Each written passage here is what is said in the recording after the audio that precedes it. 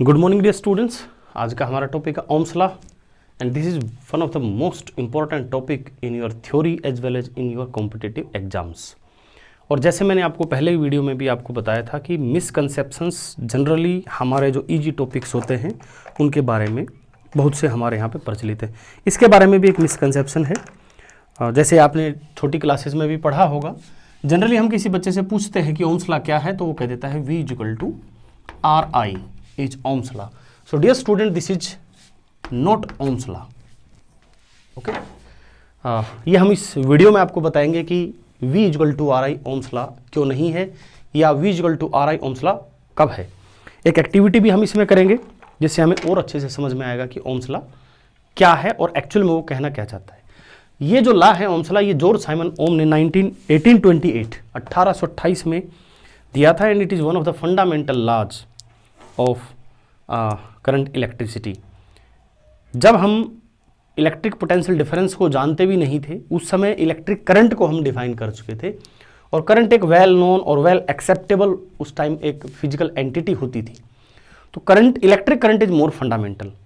ये बात मैं आपको इसलिए बता रहा हूँ क्योंकि कुछ बुक्स में या कुछ स्टूडेंट्स ऐसा करते हैं कि ओम्स लॉ को उल्टा पढ़ते हैं।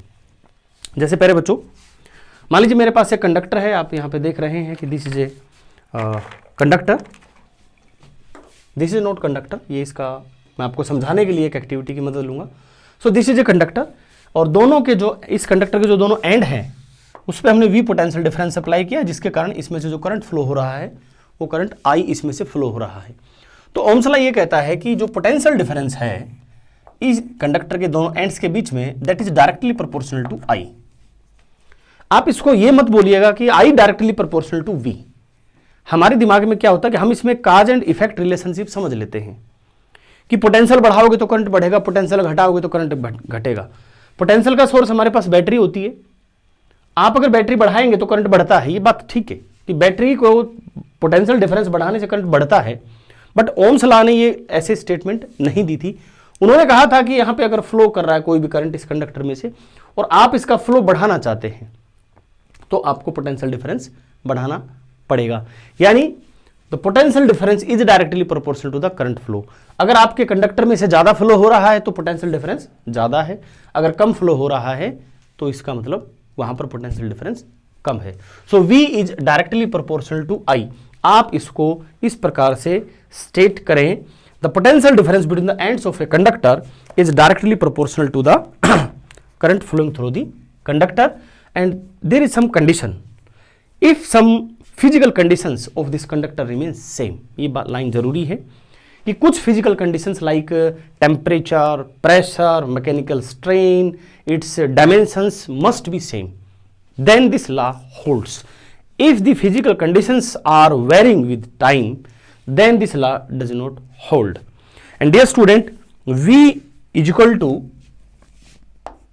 इससे हम आगे लिख सकते हैं कि V is equal to some proportionality constant into I. So here R is proportionality constant and this is called a resistance of the conductor.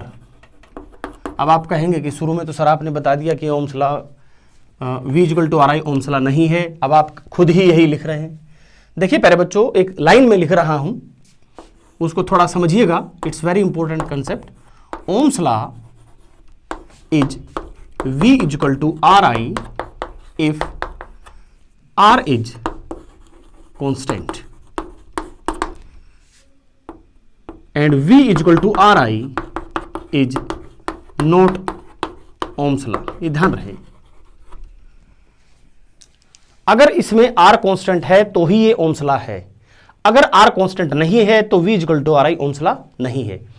हर एक कंडक्टर किसी भी तरह का हो, या जरूरी नहीं सॉलिड, लिक्विड है, गैसियस है, जिसमें से करंट जो है फ्लो हो सकता है किसी भी गैस में से, या इलेक्ट्रोलाइट है, हर एक ये जो मैंने नाम लिया है आपका conductor, semiconductor and electrolytes, gaseous conductor, liquid conductors, हर एक कोई V is equal to RI obey करता है। तो V is equal to RI is obeyed by every type of conductor. But प्यारे बच्चों, ओम्स लॉ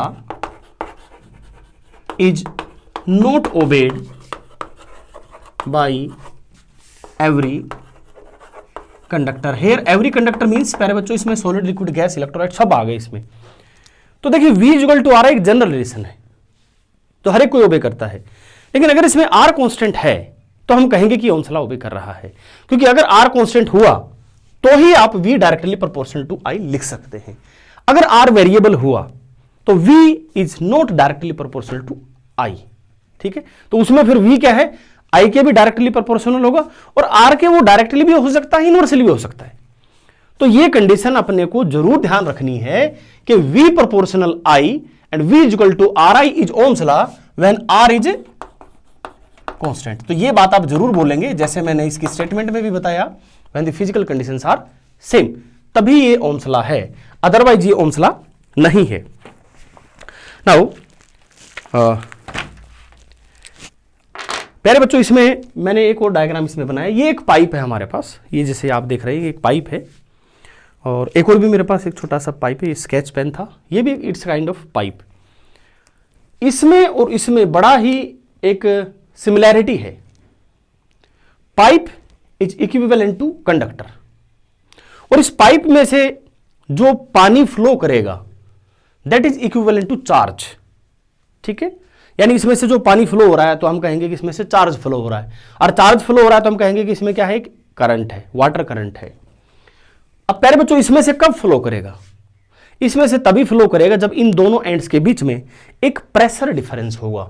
अब ये जो एंड है और ये जो एंड है पाइप का, इन दोनों के बीच में अगर एक प्रेशर का डिफरेंस होगा तो इसमें से पानी या कोई भी फ्लूइड इसमें से फ्लो करेगा। अगर प्रेशर का डिफरेंस नहीं हुआ तो इसमें से पानी या फ्लूइड फ्लो नहीं करेगा। सेम बात यहां पे है, अगर इस कंडक्टर के दोनों एंड पर कोई पोटेंशियल डिफरेंस है तो ही इसमें से करंट फ्लो करेगा, अदरवाइज फ्लो नहीं करेगा। सो आप समझ गए, pipe is equivalent to conductor, water flowing is equivalent to current, and pressure difference is equivalent to the potential difference. तो अगर मैं ओम्स लॉ को इससे समझना चाहूं तो आप कैसे समझ सकते हैं, ध्यान से देखिएगा। मेरे पास ये पानी है और मैं इसके दोनों एंड के बीच में एक प्रेशर डिफरेंस क्रिएट करूंगा तो पानी इसमें से फ्लो करेगा। सेकंड केस में मैं पानी का फ्लो ज्यादा चाहूंगा, कि मुझे चाहिए कि ज्यादा इसमें से पानी फ्लो करे, तो I have to apply more pressure. This is Ohm's law and nothing else. बहुत सिंपल है, देखिएगा।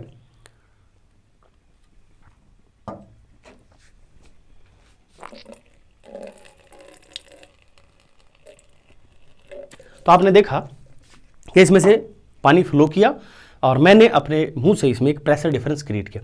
अब मेरे को फ्लो थोड़ा तेज चाहिए, मींस मेरे को करंट ज्यादा चाहिए। आप समझिए, फ्लो तेज का मतलब है कि मेरे को करंट ज्यादा चाहिए। तो करंट ज्यादा कब आएगा, जब इसके बीच में पोटेंशियल डिफरेंस ज्यादा होगा। तो ये लीजिए,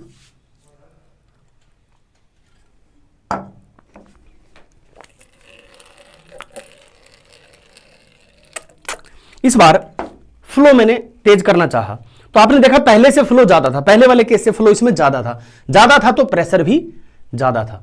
सो सेम बात है, आप पहले फ्लो देखो, प्रेशर पहले मत देखो, पहले फ्लो देखो। दोनों केस आप कंपेयर करिए, पहले में फ्लो कम है तो प्रेशर कम है, दूसरे में फ्लो ज्यादा है तो प्रेशर ज्यादा है। उल्टा मत बोलिए कि प्रेशर ज्यादा है तो फ्लो ज्यादा है, प्रेशर कम है तो फ्लो कम है। ओम्स ने कहा था कि V directly proportional to I है, यानी कि फ्लो देख कर आप बता सकते हैं कि प्रेशर कम है या ज्यादा है। अब जो दूसरा केस था वो मैं आपको बता रहा था कि अब जैसे ये है ये हमारे पास पाइप है और ये भी पाइप है, तो एक प्रकार से कह सकते हैं कि दोनों का जो एरिया है वो अलग अलग है। आप देखें ये पाइप थोड़ा इसे चौड़ा है, इसके आगे बिल्कुल ये बिल्कुल नैरो है, आगे से इसका एरिया ज़्यादा है। तो प्यारे बच्चों, इन दोनों का रेजिस्टेंस अलग अलग है। रेजिस्टेंस का मतलब जब मैं पानी को बाहर फेंकना चाह रहा हूं तो उस बाहर आने का विरोध ये कर रहा है, उसको ये अपोज कर रहा है, यही रेजिस्टेंस है। जिस प्रकार से पानी के फ्लो का इसने अपोज किया, उसी प्रकार से करंट के फ्लो का अपोज ये कंडक्टर करता है। उसके इसी कैरेक्टर को, उसके इसी प्रॉपर्टी को हम बोलते हैं रेजिस्टेंस।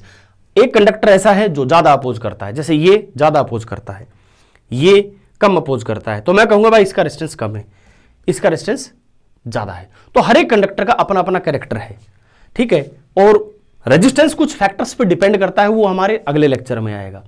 तो ज्यादा विरोध करंट के फ्लो का ज्यादा रेजिस्टेंस, कम विरोध यानी कि कम रेजिस्टेंस। नाउ डियर स्टूडेंट, मैं बात कर रहा था कि V is equal to R I is Ohm's law and R is constant. In this situation R was constant. ठीक है, मैंने प्रेशर खूब बढ़ाया, बस इसका रेजिस्टेंस चाहे मैंने कम रखा, इसका प्रेशर चाहे ज्यादा रखा, इसका विरोध बराबर रहा। अब प्यारे बच्चों, ये है, ये मैं आपको उदाहरण दे रहा हूं जब ओम्स लॉ ओबे नहीं होगा, जब रेजिस्टेंस वेरी करेगा। अगर R कांस्टेंट नहीं है, R चेंज हो रहा है, तो ये ओम्स लॉ नहीं है। V depends on I as well as on R। तो प्यारे बच्चों, ये वेरिएबल कब होगा? जब मैं इसको बीच में से दबाऊंगा। ठीक है, अब मान लो मैं इसमें से फ्लो कर रहा हूं और अगर मैं इसको बीच में से दबाने लग जाऊं, तो इसका अर्थ क्या है कि इसका जो विरोध है, इसका जो रेजिस्टेंस है, वो वेरी कर रहा है। अगर वो वेरी कर रहा है तो हम कहेंगे it is not obeying Ohm's law.